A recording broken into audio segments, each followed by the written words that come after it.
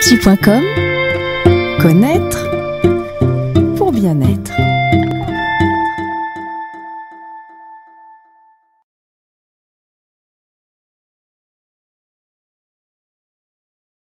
Bonjour à tous, bienvenue sur Radio Psy, on est très heureux de vous retrouver tous les jours, radiopsy.com, connaître pour bien-être. Et le bien-être, il s'y connaît, c'est Sylvain Ladec qu'on retrouve aujourd'hui pour parler tout ce qui est pollution électromagnétique. Sylvain qui est spécialiste de l'eau, qui est professeur agrégé en mécanique et qui connaît un petit peu tout ce qui se promène dans l'air et qui peut être parfois un petit peu nocif pour nous. Alors pollution électromagnétique, je ne sais pas, c'est par exemple les pollutions dues aux ondes, au téléphone, quoi d'autre. Bonjour Sylvain, tout d'abord. Bonjour, oui, très heureux de vous retrouver.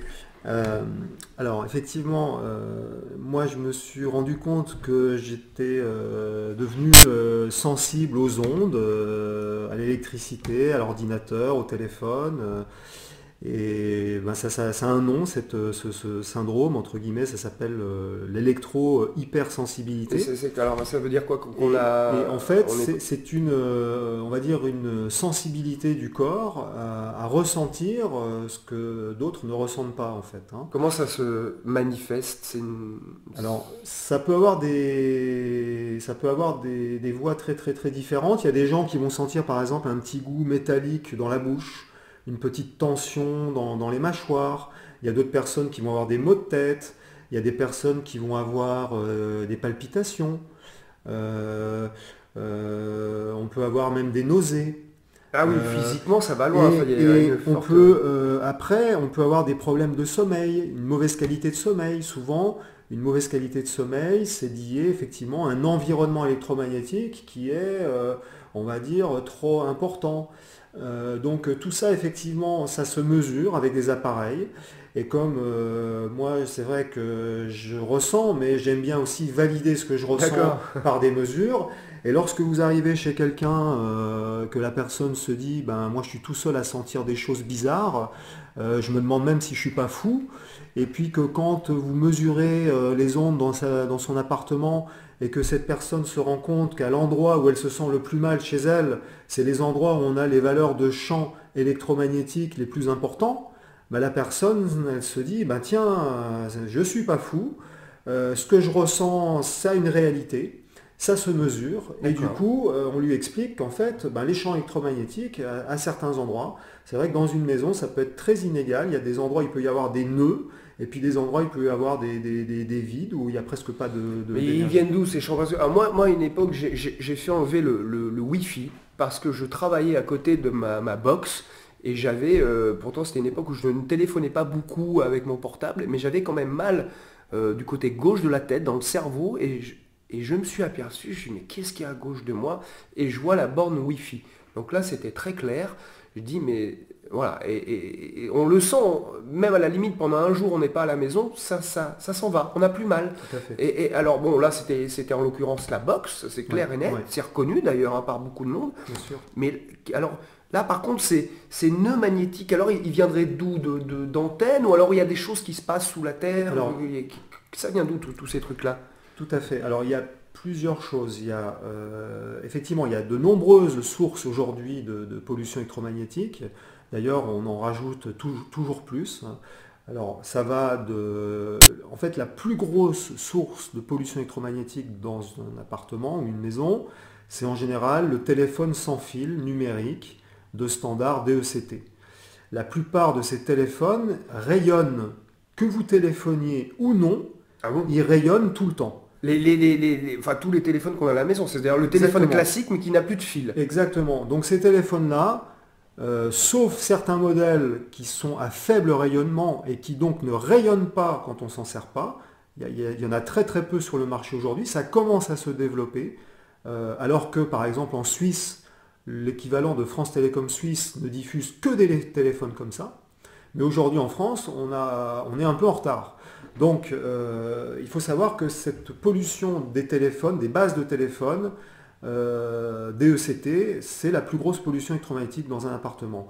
Vient ensuite effectivement le Wi-Fi, et il faut savoir une chose, c'est qu'aujourd'hui, les opérateurs, les gens qui vendent, les fournisseurs d'accès à Internet, avec les différentes box, la plupart maintenant ont du Wi-Fi communautaire. C'est-à-dire qu'en plus de votre Wi-Fi personnel, vous avez à l'intérieur de votre box une antenne Wi-Fi qui diffuse du Wi-Fi pour le quartier, pour la zone que vous habitez. Donc du coup, ça envoie encore plus d'ondes. Avec des puissances qui ne sont pas anodines. Et donc, je peux vous dire, moi qui suis trop sensible, pour donner un exemple... Ouais, le mot a l'air d'être faible, là, vu comme vous le dites. Effectivement, bon, pour donner un exemple, moi je suis chez Free, par exemple. La dernière Freebox Révolution, elle a du Wi-Fi communautaire.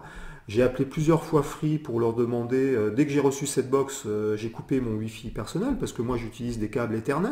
Oui. Par contre, il y avait encore du Wi-Fi communautaire et l'opérateur, les techniciens que j'ai appelés plusieurs fois ne m'ont jamais dit qu'il y avait ce Wi-Fi communautaire. Je l'ai appris par une association qui s'appelle Robin des Toits, qui aide les gens justement à se protéger des ondes et à pouvoir aussi faire des actions quand ils subissent des quantités d'ondes qu'ils ne supportent plus. Et donc j'ai appris par Robin des Toits comment désactiver le Wi-Fi communautaire de ma box.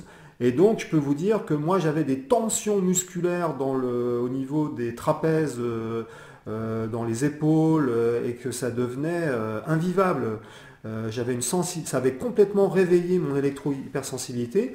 Moi, je peux vous dire qu'à l'époque, j'ai habité Paris, j'avais un joli appartement dans le Marais au dernier étage, et j'ai déménagé à cause des antennes relais, parce que je me réveillais la nuit, entre 3 et 4 heures du matin, je n'arrivais plus à me rendormir, mes enfants aussi, certaines nuits, et en fait, j'avais un syndrome de stress dans l'appartement. Dès que j'arrivais chez moi, j'avais une tension.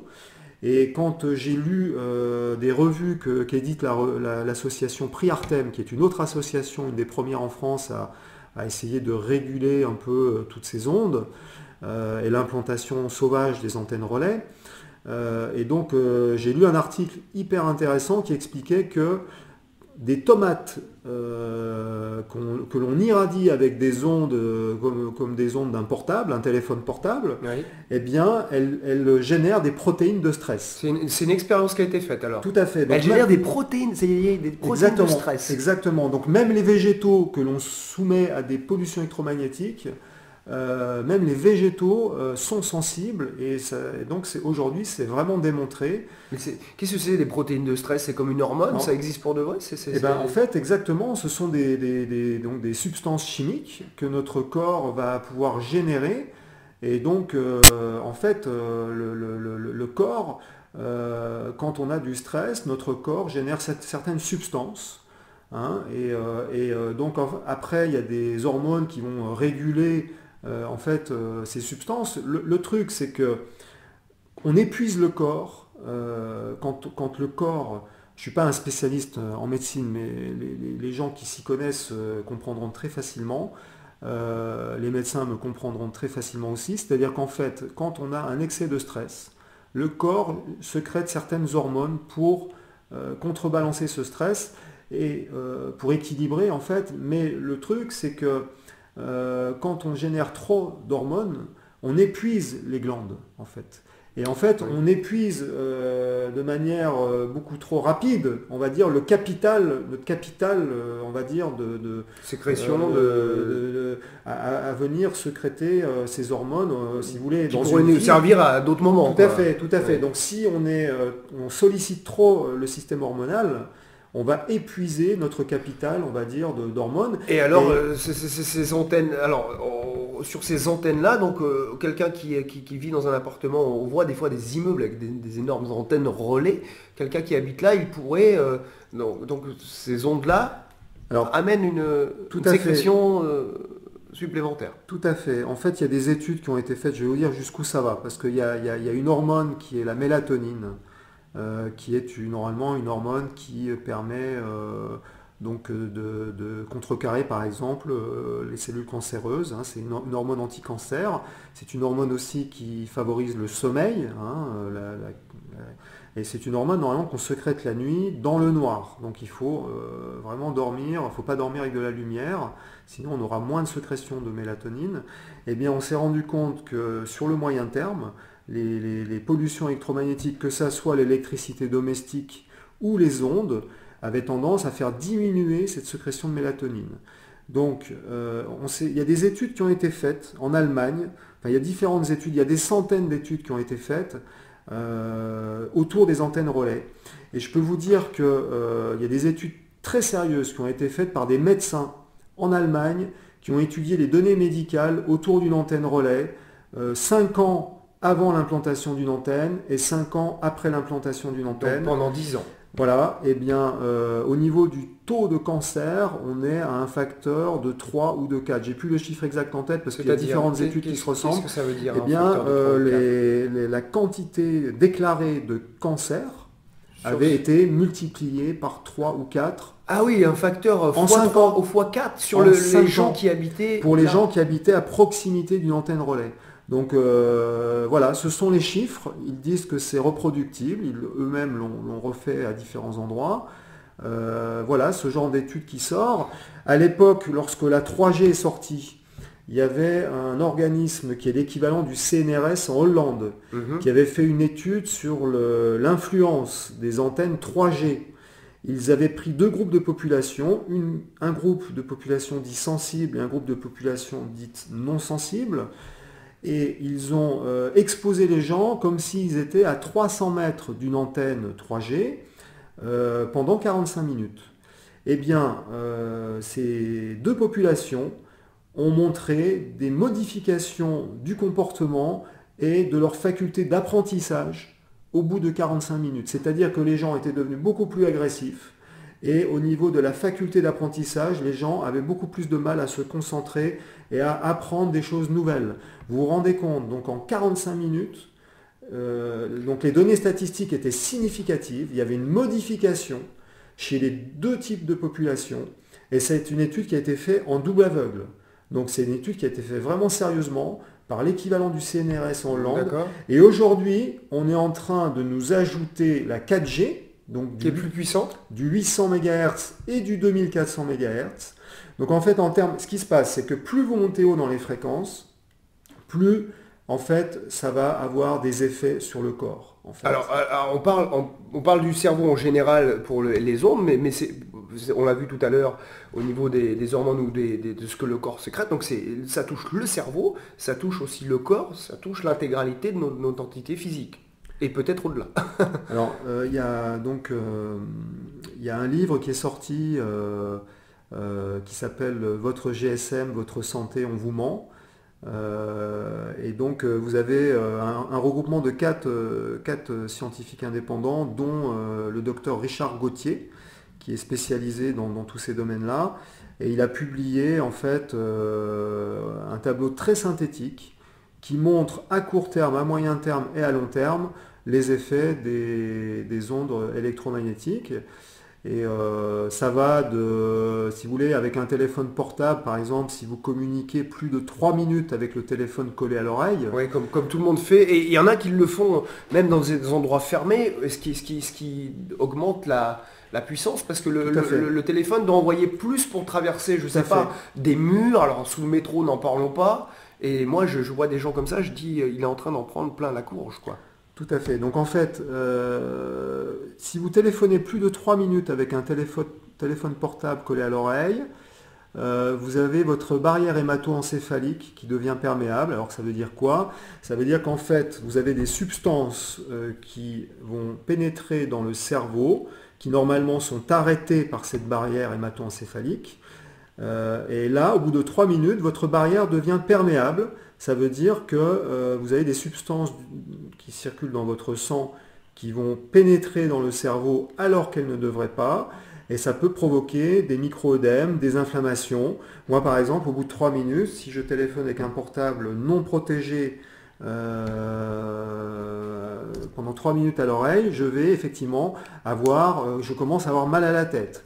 Et normalement, il faudrait attendre 1 heure à 1 heure et demie entre 2 appels pour que l'équilibre physiologique du corps se refasse. Ça, même les Russes qui connaissent très très bien les ondes électromagnétiques, eux, les Russes, ils disent qu'il faudrait attendre 1 heure et demie entre 2 appels pour que l'équilibre physiologique se refasse. Donc si vous voulez, c'est vrai que ce que vous avez dit, de téléphoner en voiture, dans un bus, dans un endroit complètement Confiné. avec du métal. C'est vrai que le métal a un effet de réverbération et donc d'amplification de ces ondes. Donc par exemple, si vous téléphonez en voiture, même si vous êtes passager, hein, s'il y a même plusieurs personnes qui téléphonent en même temps dans la voiture, vous avez un effet d'augmentation des ondes pour toutes les personnes qui vont être dans le véhicule. C'est un peu comme si on était dans un micro-ondes géant, quoi. Ça fait un peu four à micro-ondes. Bon, bien sûr, les effets thermiques sont négligeables. Hein, à l'oreille, on peut noter une élévation de température, on va dire de 2 degrés. Certaines personnes ressentent... Quand même, mais c'est énorme. Certaines Ça veut dire personnes... qu'un téléphone portable, ça chauffe le... Tout à fait. C'est pas anodin. Donc ça a été démontré. Il y a des photos thermiques qui sont faites avant et après une communication de 10 minutes, par exemple. Et on constate une élévation d'environ 2 à 3 degrés au niveau de l'oreille. Alors quand on a plein d'excuses, non chérie, je suis énervé aujourd'hui, mais c'est parce que là je viens d'attendre un copain à côté d'une antenne 3G ou je viens de passer un coup de fil et ça nous déséquilibre donc mentalement, psychiquement, parce que ça touche le cerveau. Tout à fait. Physiquement, parce qu'effectivement il y a des substances qui sont envoyées par certaines... c'est incroyable ça. Donc si vous voulez, il y a différentes sources de pollution électromagnétique. C'est vrai que quand on est chez soi, des fois on se demande, on ne sait pas trop, on voit des antennes, mais on ne sait pas trop ce qui se passe, on ne sait pas si les voisins effectivement nous balancent des ondes ou pas. Il y a beaucoup de gens qui fonctionnent avec du Wi-Fi alors qu'en fait ils pourraient brancher un câble Ethernet, ils ont la box qui est juste à côté de l'ordinateur, ils pourraient très bien désactiver leur Wi-Fi. C'est vrai que le Wi-Fi a un effet, va provoquer ce qu'on appelle du stress oxydatif, donc va créer des radicaux libres à l'intérieur du corps. Ces fameux radicaux libres, c'est des substances très actives qui peuvent arracher des électrons dans notre corps, à nos cellules, voire à notre ADN. Donc après, il faut que l'ADN puisse se réparer. Donc c'est vrai que tous ces phénomènes-là, dans certains endroits, on a interdit le Wi-Fi parce que le personnel, par exemple, je crois qu'à la BNF, le personnel de la BNF a demandé à ce que le Wi-Fi soit retiré parce qu'ils avaient tous des maux de tête, ça n'allait pas du tout. Oui, puis effectivement, sur des ordinateurs fixes, c'est pas compliqué de mettre un câble, de revenir au bon vieux câble. Tout à fait, on peut proposer des branchements avec des câbles pour que les personnes qui ont des ordinateurs puissent se brancher avec des câbles Ethernet. Voilà, et alors d'ailleurs le téléphone, on parlait au début du téléphone avec le socle là qu'on a tous à la maison aujourd'hui, on peut aussi revenir au téléphone à fil. En attendant qu'ils nous sortent des téléphones, enfin qui existent déjà, des téléphones qui sont protégés de certaines façons. Exactement. Donc c'est vrai que on peut trouver aujourd'hui sur le marché des téléphones faible rayonnement, il y a plusieurs marques qui en font. Même maintenant, j'ai vu chez Darty, on peut trouver des téléphones qui s'appellent le Swiss Voice e-Pure, qui sont assez design et qui coûtent une 60aine d'euros, donc pour vous donner un exemple. Donc vous voyez que ça commence à se démocratiser, on commence à en trouver facilement. Ce que je voulais en fait signaler, c'est que quand on a des doutes, quand on ne sait pas trop comment gérer au mieux les pollutions électromagnétiques dans son habitat, quand on ne sait pas trop ce que nous envoient les voisins, qu'est-ce qu'on peut faire? On peut effectivement demander une expertise. Effectivement, je fais aussi ce genre de choses avec des appareils de mesure. Donc on va regarder un peu ce qui se passe, comment gérer au mieux, comment écarter les appareils, est-ce que le téléphone rayonne beaucoup ou pas, est-ce que ma box a du Wi-Fi communautaire ou pas, comment gérer ça au mieux. Eh bien, il suffit effectivement de faire une expertise pollution électromagnétique. Et ça fait partie en fait de ce que je propose aussi dans les différentes activités que je propose. Est-ce qu'on peut retrouver donc vos coordonnées pour vous contacter par exemple pour faire une expertise? C'est toujours la maison ressourcement.com? Tout à fait. Et puis dans la boutique, vous avez à un moment donné, dans Bien-être, vous allez trouver, dans boutique Bien-être, vous allez trouver donc le lien pour les expertises. Est-ce qu'il y a des façons de... Une fois, je ne sais pas si j'ai entendu parler, je ne sais pas si c'est avec vous dans une de vos conférences où j'ai le plaisir d'assister ou à un autre endroit, qu'il y avait même des peintures qu'on pouvait mettre. Tiens, chérie, on va repeindre tout en blanc dans la maison. Et c'est des peintures spéciales qui alors je ne sais pas ce qu'il y a à l'intérieur, mais qui forment une barrière, par exemple, pour le Wi-Fi du voisin. Si on habite en appartement par exemple, et que, le voisin est blindé de Wi-Fi et compagnie, nous, on met une sorte de peinture qui anti-onde, quoi. C'est ça? Tout à fait. Il existe aujourd'hui différents matériaux, donc en fonction des fréquences, effectivement, qu'on que l'on reçoit à l'intérieur de son appartement ou de sa maison, effectivement, on peut mettre des peintures. Il y a des peintures spéciales qui permettent de couper en fait les ondes, de ne plus les recevoir chez soi. Il existe aussi des tissus des rideaux spéciaux que l'on peut Pour couper une pièce voilà. d'une partie ordinateur et d'une Tout à partie fait. chargeur de Tout à choses. fait. On peut mettre un cactus à côté de son écran, j'ai vu ça, je ne sais pas Alors, si c'est très efficace. effectivement, Parce il y que a des- les écrans, effectivement, envoient des ondes aussi, quelque chose. il y a effectivement ce genre de plantes qui peuvent absorber une partie